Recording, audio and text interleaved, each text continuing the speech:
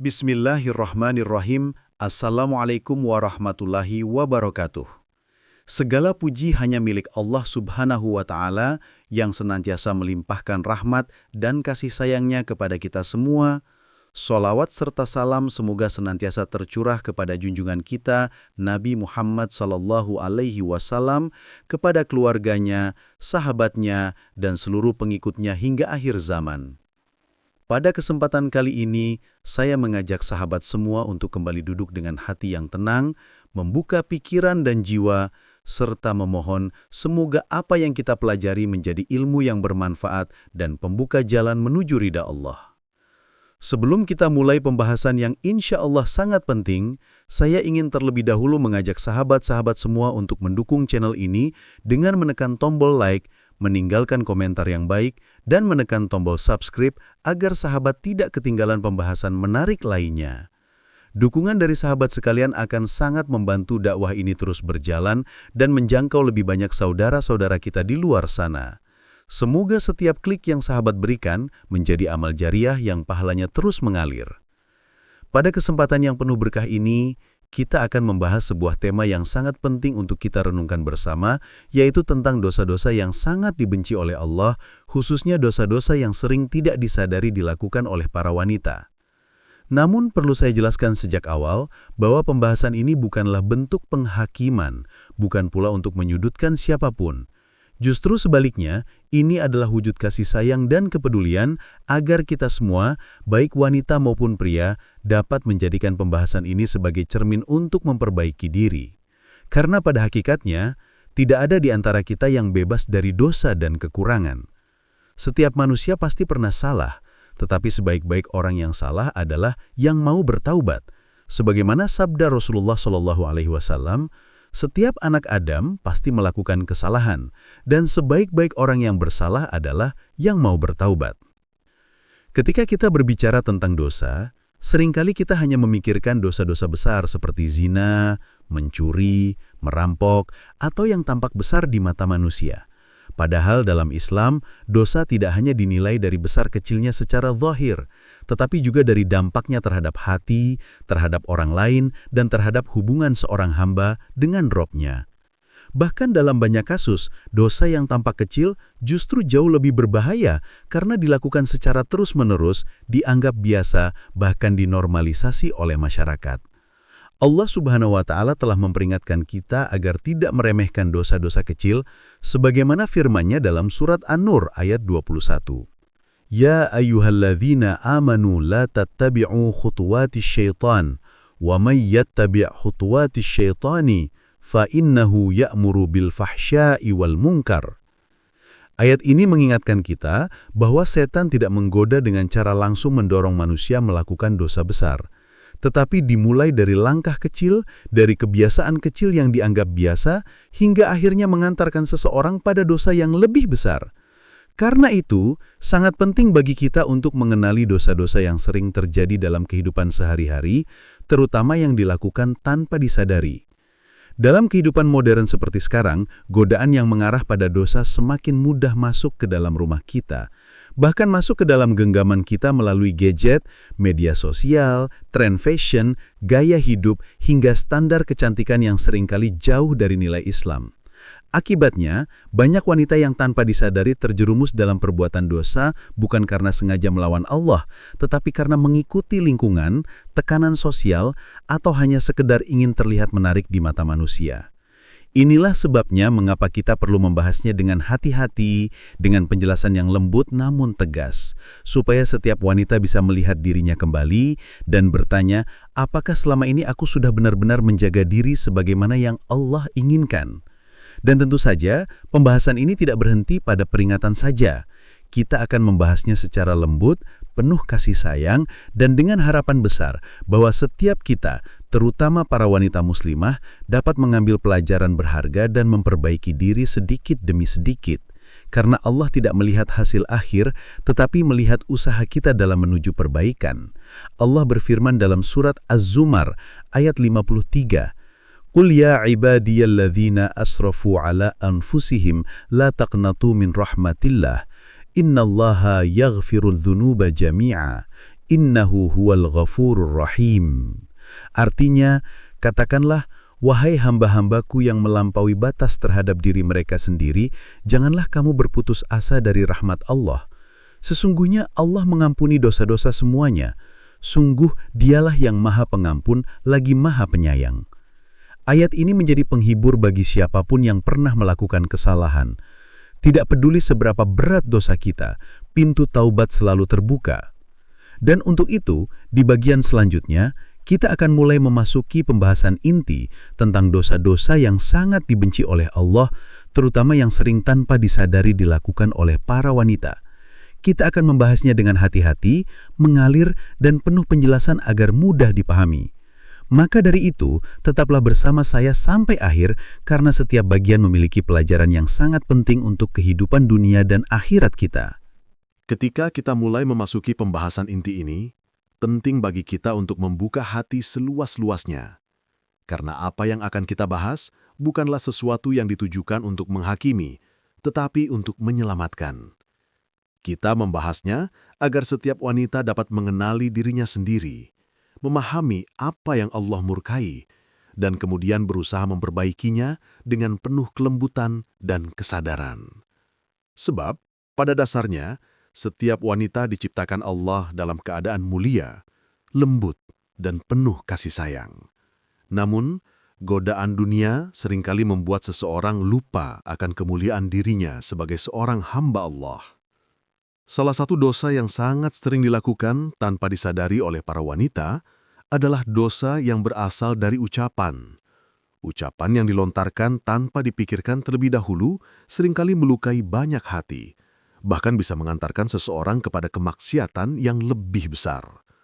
Rasulullah SAW pernah memperingatkan kita tentang bahaya lidah, bahwa seseorang bisa terseret ke dalam api neraka hanya karena satu kalimat yang ia ucapkan tanpa pikir panjang. Dan jika kita perhatikan kehidupan sehari-hari, betapa seringnya sebagian wanita terjebak dalam kebiasaan menggunjing, mencela, membicarakan kekurangan orang lain, hingga menyebarkan aib saudara seimannya. Padahal Allah Subhanahu wa Ta'ala telah memperingatkan kita dengan sangat jelas melalui firman-Nya dalam surah Al-Hujurat ayat 12. وَلَا يَغْتَبْ بَعْضُكُمْ بَعْضًا أَيُحِبُّ أَحَدُكُمْ أَن يَأْكُلَ لَحْمَ أَخِيهِ مَيْتًا فَكَرِهْتُمُوهُ. Artinya, dan janganlah sebagian kalian menggunjing sebagian yang lain. Apakah salah seorang di antara kalian suka memakan daging saudaranya yang sudah mati? Tentu kalian merasa jijik. Ayat ini begitu kuat dalam menggambarkan betapa menjijikkannya ghibah di sisi Allah. Tetapi sayangnya di majelis-majelis wanita, dalam percakapan ringan antar teman, bahkan di grup-grup media sosial, ghibah sering menjadi pembicaraan yang dianggap biasa. Kadang hanya diawali dengan kalimat, "Aku bukan mau ngomongin dia sih, tapi..." Lalu percakapan berlanjut dengan membuka aib seseorang yang mungkin bahkan tidak ada di tempat itu untuk membela dirinya. Kita tidak sadar bahwa setiap kalimat yang keluar akan dicatat oleh para malaikat dan kelak dimintai pertanggungjawaban.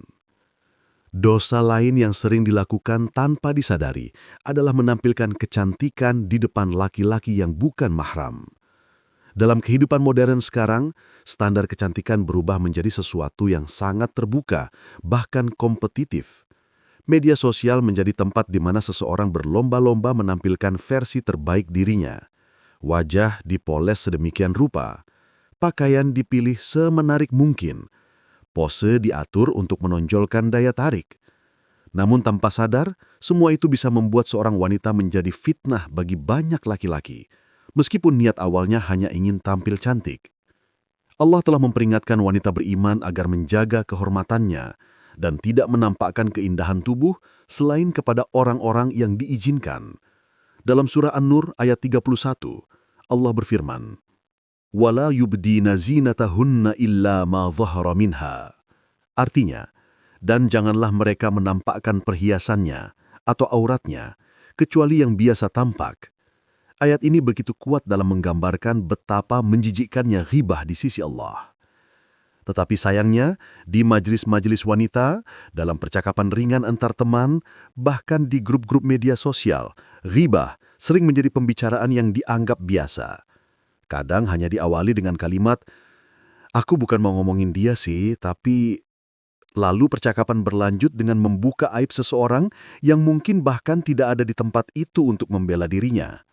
Kita tidak sadar bahwa setiap kalimat yang keluar akan dicatat oleh para malaikat dan kelak dimintai pertanggungjawaban.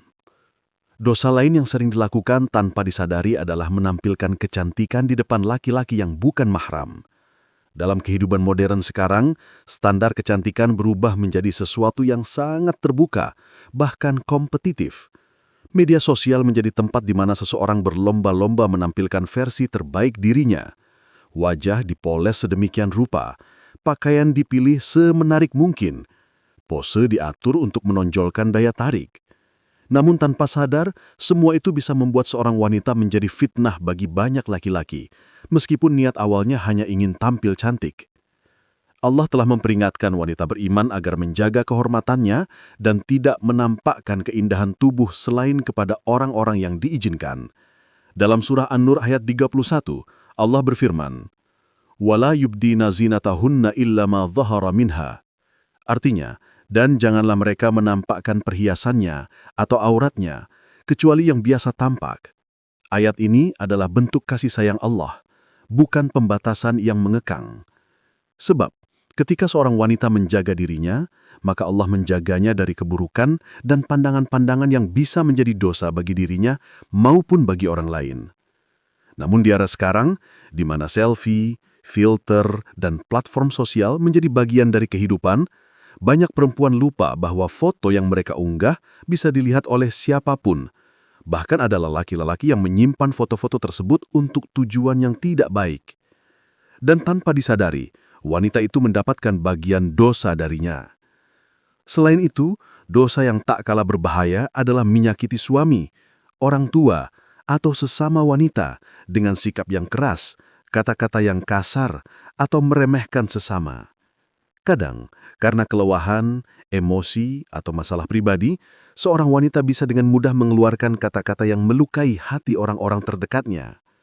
Padahal dalam Islam, melukai hati suami atau orang tua termasuk dosa yang sangat besar, karena kewajiban wanita terhadap mereka begitu mulia. Rasulullah SAW bersabda bahwa mayoritas penghuni neraka adalah wanita, dan ketika ditanya mengapa, beliau menjelaskan salah satu sebabnya adalah karena mereka sering kufur terhadap kebaikan suami. Namun, perlu digarisbawahi, ini bukan berarti wanita lebih buruk atau lebih banyak dosanya. Tidak, ini adalah bentuk peringatan agar wanita lebih berhati-hati terhadap amanah yang Allah berikan. Karena kelembutan seorang wanita adalah kekuatannya, bukan kelemahannya. Dan ketika seseorang kehilangan kelembutan itu, ia bisa dengan mudah terjatuh dalam dosa yang tanpa disadari. Di bagian berikutnya, kita akan membahas lebih dalam tentang dosa-dosa lainnya yang juga sangat sering dilakukan tanpa disadari oleh para wanita, termasuk dosa dalam berpakaian, penggunaan media sosial, serta bagaimana cara bertaubat dan memperbaiki diri dengan langkah-langkah yang lembut namun pasti. Setelah kita memahami betapa besarnya pengaruh ucapan, perilaku, dan penampilan terhadap kedudukan seorang wanita di sisi Allah, kini kita memasuki bagian yang lebih mendalam tentang dosa-dosa lain yang juga sering dilakukan tanpa disadari. Dosa-dosa ini muncul bukan semata karena niat buruk, tetapi karena kelalaian, tekanan lingkungan, pengaruh budaya, hingga keinginan untuk diterima oleh orang lain. Padahal seorang wanita yang dicintai Allah adalah wanita yang menjaga kemuliaan dirinya, tidak peduli seberapa kuat arus dunia berusaha menyeretnya. Salah satu bentuk kelalaian yang paling sering terjadi adalah ketika seorang wanita mulai menyepelekan kewajibannya di dalam rumah tangga. Ada sebagian wanita yang merasa bahwa ketaatan kepada suami adalah sesuatu yang kuno, tidak relevan dengan zaman modern, atau dianggap membatasi kebebasan perempuan. Padahal Islam tidak pernah merendahkan wanita, justru memuliakannya dengan menempatkannya dalam kedudukan yang sangat terhormat. Ketika seorang istri menaati suaminya dalam hal-hal yang tidak bertentangan dengan syariat, maka ia sedang membuka pintu keberkahan bagi rumah tangganya sendiri. Rasulullah Shallallahu Alaihi Wasallam bersabda bahwa jika seorang istri menolak ajakan suaminya tanpa alasan syar'i, maka malaikat akan melaknatnya hingga pagi. Sabda ini bukan untuk menekan wanita, tetapi untuk menunjukkan betapa besar amanah seorang istri dalam menjaga keharmonisan rumah tangga. Namun, jika seorang istri sedang sakit, kelelahan, atau sedang menstruasi, Islam memberikan keringanan dan memuliakannya dengan tidak mewajibkan sesuatu yang tidak mampu ia lakukan. Inilah bukti bahwa hukum Allah selalu seimbang dan adil. Selain urusan rumah tangga, ada pula masalah yang berkaitan dengan kebiasaan mengikuti tren kecantikan. Di era sekarang, banyak wanita berlomba-lomba melakukan perubahan fisik demi memenuhi standar kecantikan modern. Operasi plastik, suntik wajah, implan, sedot lemak, pemutihan kulit, dan berbagai prosedur lainnya menjadi hal yang biasa, seakan-akan tubuh adalah objek yang bisa diubah sesuka hati. Padahal Rasulullah Shallallahu Alaihi Wasallam bersabda bahwa Allah melaknat wanita yang merubah ciptaan Allah hanya untuk mempercantik diri. Ketika seseorang tidak puas dengan bentuk tubuhnya dan kemudian merubahnya demi pujian manusia, secara tidak langsung ia sedang menganggap bahwa ciptaan Allah belum sempurna. Namun, Islam tetap memberikan kelonggaran dalam hal medis. Jika seseorang melakukan tindakan medis untuk menyembuhkan penyakit atau memperbaiki bagian tubuh yang rusak karena kecelakaan, maka hal ini tidak termasuk dalam larangan. Yang dilarang adalah perubahan fisik demi kecantikan yang sifatnya berlebihan dan bukan karena kebutuhan. Dosa lain yang juga sering terjadi adalah menyambung rambut. Banyak wanita melakukannya agar terlihat lebih tebal, lebih panjang atau lebih indah. Padahal Rasulullah Shallallahu Alaihi Wasallam dengan tegas melaknat wanita yang menyambung rambut maupun wanita yang meminta untuk disambungkan rambutnya. Hal ini karena menyambung rambut bukan hanya sekedar memperindah diri, tetapi juga termasuk bentuk penipuan dan mengubah ciptaan Allah. Dan ironisnya, banyak wanita yang melakukannya bahkan tanpa mengetahui bahwa perbuatan tersebut termasuk dosa besar. Di samping itu, perilaku menyerupai laki-laki juga menjadi salah satu hal yang sangat dibenci Allah. Dalam budaya tertentu, gaya tomboy dianggap keren, kuat, atau trendy. Rambut dipangkas pendek menyerupai laki-laki. Pakaian longgar khas pria dikenakan setiap hari, bahkan sebagian ada yang berperilaku, berjalan, atau berbicara seperti laki-laki. Padahal Rasulullah Shallallahu Alaihi Wasallam melaknat wanita yang menyerupai laki-laki dan laki-laki yang menyerupai wanita. Bukan karena Islam membenci kebebasan berekspresi, tetapi karena Allah menciptakan laki-laki dan perempuan dengan fitrah masing-masing. Ketika fitrah itu diubah, maka tatanan kehidupan manusia ikut rusak. Selain itu, perilaku yang sering dilakukan tanpa disadari adalah menggunakan media sosial untuk menunjukkan sisi terbaik dari diri, namun tanpa menjaga adab. Foto yang menampakkan aurat, video yang mengundang perhatian lawan jenis, caption yang memancing komentar berlebihan, hingga konten yang mengandung unsur pamer, semua bisa menjadi sumber dosa yang mengalir tanpa henti. Media sosial dapat menjadi pahala bagi mereka yang menggunakannya untuk kebaikan, tetapi bisa pula menjadi beban dosa yang terus berjalan bahkan ketika seseorang sedang tidur. Inilah bahaya dari budaya digital yang tidak dipikirkan dengan matang. Allah mengingatkan kita dalam surah Az-Zalzalah ayat 7-8.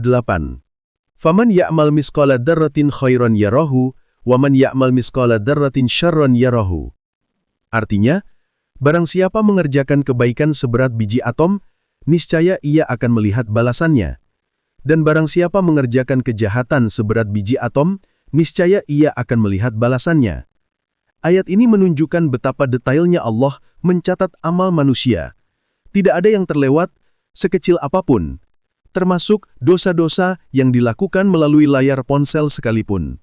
Pada akhirnya, setiap wanita memiliki kesempatan untuk berubah dan memperbaiki diri. Tidak peduli seberapa banyak dosa yang pernah dilakukan, pintu taubat selalu terbuka selebar-lebarnya.